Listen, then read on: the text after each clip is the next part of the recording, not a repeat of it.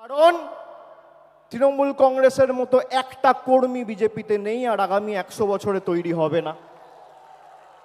আমাদের নেত্রী এবং আমাদের দলের কর্মী তৃণমূল কংগ্রেসের আসল শক্তি। আমি নতমস্তকে প্রত্যেকটা কর্মীর পায়ে, যারা সকাল 6টা থেকে ভিড় করে 21শে জুলাই আমাদের নেতৃত্ব থেকে দিক নির্দেশ নেবেন, তার বক্তব্য শুনবেন, মননে গ্রহণ করবেন, বাস্তবে রূপায়ণ করবেন বলে এই ধর্মতলার বুকে এসে পৌঁছেছেন। আমি সকলকে নতমস্তকে কুর্নিশ জানাচ্ছি, স্যালুট জানাচ্ছি, সালাম জানাচ্ছি। 2024-এর 21শে জুলাইয়ে আমরা বলেছিলাম যে 26-এর যে লড়াই আছে, আপনারা প্রস্তুত হন, সকলকে ঐক্যবদ্ধ হয়ে প্রস্তুত হতে হবে। আপনারা দেখেছেন আজ থেকে ঠিক 16-17 মাস আগে 2024-এর নির্বাচনের প্রাক্কালে তৃণমূল কংগ্রেস ব্রিগেড চলো সমাবেশের ডাক দিয়েছিল। 10ই মার্চ 2024 আমরা এক সপ্তাহের ব্যবধানে ব্রিগেড চলো সমাবেশ করে 10 থেকে 12 লাখ লোক নিয়ে ব্রিগেড ভরিয়ে দেখিয়ে দিয়েছিলাম তৃণমূল কংগ্রেসের সাংগঠনিক শক্তি। সেই দিনকে তৃণমূল কংগ্রেস বলেছিল, জনতার গর্জন, বাংলা বিরোধীদের বিসর্জন। এই বিজেপিকে বাংলা বিরোধী প্রথম কে বলেছে? তৃণমূল কংগ্রেস বলেছে, মমতা বন্দ্যোপাধ্যায় বলেছে, আমরা বলেছি। সেই দিন আমরা যে ডাক দিয়েছিলাম, জনতার গর্জন, বাংলা বিরোধীদের বিসর্জন, সেটা শুধুমাত্র একটা পলিটিক্যাল স্লোগান ছিল না, সেটা ছিল বিজেপির আসল চরিত্র উন্মোচন। যে বিজেপি 2019 সালের নির্বাচনের প্রাক্কালে এই উত্তর কলকাতায় ঈশ্বরচন্দ্র বিদ্যাসাগরের মূর্তি ভেঙেছিল, যে বিজেপির নেতারা কবিগুরু রবীন্দ্রনাথ ঠাকুরকে বামপন্থীর প্রোডাক্ট বলে, যে বিজেপির নেতারা বাংলার কৃষ্টি সংস্কৃতি নিয়ে তাচ্ছিল্য ব্যঙ্গ বিদ্রুপ করে, যে বিজেপির নেতারা ইলেকশনে ময়দানে লড়াইয়ে জিততে না পেরে গরিব মানুষকে ভাতে মারার পরিকল্পনা, ষড়যন্ত্র, নির্লজ্জ প্রচেষ্টা করে বাংলার মানুষের টাকা গায়ের জোরে গাজোয়ারি করে আটকে রাখে, সেই বিজেপির একটাই পরিচয়, এই বিজেপি বাংলা বিরোধী। আজকে যদি কেউ বাংলায় কথা বলছে, কিসের এত আপনাদের গায়ে জ্বালা, কেন এত গাত্রদাহ? বাংলায় জিততে পারেননি বলে। আমি তো আগের মাসে সভা করেছিলাম ডায়মন্ড হারবার থেকে, বলেছিলাম 50 পেরোবে না বিজেপি। আমি রাজনৈতিক ভবিষ্যৎবাণী করি না, কিন্তু যদি ভবিষ্যৎবাণী করি ভেবে চিন্তে করি, আর মানুষের উপর অগাধ আস্থা রেখে করি। আমি আপনাদের দায়িত্ব নিয়ে বলছি, যেভাবে এরা বাংলার মানুষকে লাঞ্ছিত, নিপীড়িত, অত্যাচারিত, অপমানিত, শোষিত করেছে দিনের পর দিন, খালি নিজের ঔদ্ধত্য, অহংকার আর দম্ভের কারণে যে কটা ছাইপাস আর গুটি কয়েকটা বাংলা বিরোধী পড়ে রয়েছে, তাদেরকে ঝেঁটিয়ে বিদায় দিয়ে আমাদের বঙ্গোপসাগরে ফেলতে হবে।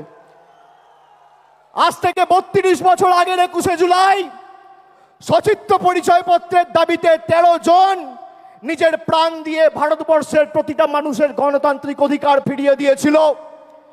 2025-এর 21শে জুলাই আজও যদি ইলেকশন কমিশনের কারচুপি ঢুকতে তৃণমূল কংগ্রেসের কর্মী সমর্থকদের রাস্তায় নেমে প্রাণ দিতে হয়, আমরা দেবো। দরকার হলে মমতা বন্দ্যোপাধ্যায়ের অনুমতি নিয়ে দিল্লিতে বৃহত্তর আন্দোলন তৃণমূল কংগ্রেস করবে। বাংলার ভোটার লিস্টে আমরা কারচুপি করতে দেব না। আর বিজেপি দলকে বলে রাখবো, মাইকের আওয়াজ যত দূর যাচ্ছে, বাংলার মানুষের ক্ষমতা আপনারা দেখেছেন।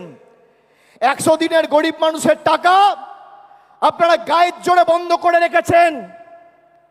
আমরা দিল্লিতে গেছি আন্দোলন করতে, জনজাতি, মূলবাসী, তপশিলি জাতি, উপজাতি সম্প্রদায়ের প্রতিনিধি, জনপ্রতিনিধি চুলের মুঠি ধরে মহিলাদের টানতে টানতে, ছেঁচড়াতে ছেঁচড়াতে আপনারা কৃষি ভবন থেকে দিল্লি পুলিশকে দিয়ে বার করেছে। তার জবাব পেয়েছেন 2024-এ। এবার কি করছে আসাম ফরেন ট্রাইব্যুনাল, যার বাংলার মাটিতে কোনো এখতিয়ার নেই, সেই আসাম ফরেন ট্রাইব্যুনালকে দিয়ে চিঠি পাঠিয়ে রাজবংশী ভাইদের বলছে তোমরা বাংলাদেশি। আমরা বাংলায় কথা বলি, আমাদের অপরাধ 100 বার বাংলায় কথা বলবো। আমরা যত বাংলায় কথা বলবো এটার তত গায়ে জ্বালা। গর্ব করে বলবেন বাংলা। আগে জয় শ্রীরাম বলতো, মনে আছে? ঠেলায় না পড়লে বেড়াল গাছে ওঠে না। এখন বলছে জয় মা কালী, এখন বলছে জয় মা দুর্গা। আর আজকে আমার নাম দিয়ে লিখে রাখুন 21শে জুলাই 2025। আমি বলছি 26-এর পর জয় বাংলা বলাবো, না বলাতে পারলে আমাদের ক্ষমতা নেই। আরে এটাই তো তৃণমূল কংগ্রেসের জয়, এটাই তো বাংলার জয়। যে বাংলার মানুষকে ভাতে মারতে চেয়েছিলে, আজকে সেই বাংলার মানুষের পায়ে মাথা ঠুকে জয় মা কালী জয় মা দুর্গা বলতে হচ্ছে। এটাই বাংলার 12 কোটি কৃষক, শ্রমিক, যুবক যুবতীদের জয়, তপশিলীর জয়, আদিবাসীর জয়, জনজাতির জয়, কৃষকের জয়, শ্রমিকের জয়, বাংলার কৃষ্টির জয়, ঐতিহ্যের জয়, সংস্কৃতির জয়। যে দুর্গাপুজোর কমিটিগুলোর পিছনে ইনকাম ট্যাক্স লাগিয়ে দুর্গা মণ্ডপগুলোকে অপমানিত করেছিলে, দুর্গাপুজো বন্ধ করতে চেয়েছিলে, আজকে সেই বাংলার মাটিতে দাঁড়িয়ে জয় শ্রীরামকে বর্জন করে জয় মা দুর্গা বলতে হচ্ছে। আর 10 মাস তারপর জয় বাংলা বলবে। আপনারা সবাই ঐক্যবদ্ধ তো? আপনারা বলুন, যে বাংলা ভারতবর্ষকে স্বাধীনতা সংগ্রামে পথ দেখিয়েছে, নবজাগরণে পথ দেখিয়েছে, আমাদের কবি সাহিত্যিক কবিগুরু রবীন্দ্রনাথ ঠাকুর, বঙ্কিমচন্দ্র চট্টোপাধ্যায়, যারা ভারতবর্ষের আত্মাকে শব্দের মাধ্যমে, সাহিত্যের মাধ্যমে, কবিতার মাধ্যমে রূপ দিয়েছেন, যে বাংলার বিপ্লবীরা রাসবিহারী বসু থেকে শুরু করে বাঘা যতীন, ক্ষুদিরাম বসু, যারা শুধুমাত্র বাংলা নয় গোটা উপমহাদেশে আন্দোলনের প্রদীপ জ্বালিয়ে ভারতবর্ষে দৃষ্টান্ত স্থাপন করেছে, তারা যে ভাষায় কথা বলে সেই ভাষায় অপমান। 2021-এর আগে বলেছিলাম খেলা হবে, এবার বলছি পদ্মফুল উপড়ে ফেলা হবে, পদ্মফুল উপড়ে ফেলা হবে।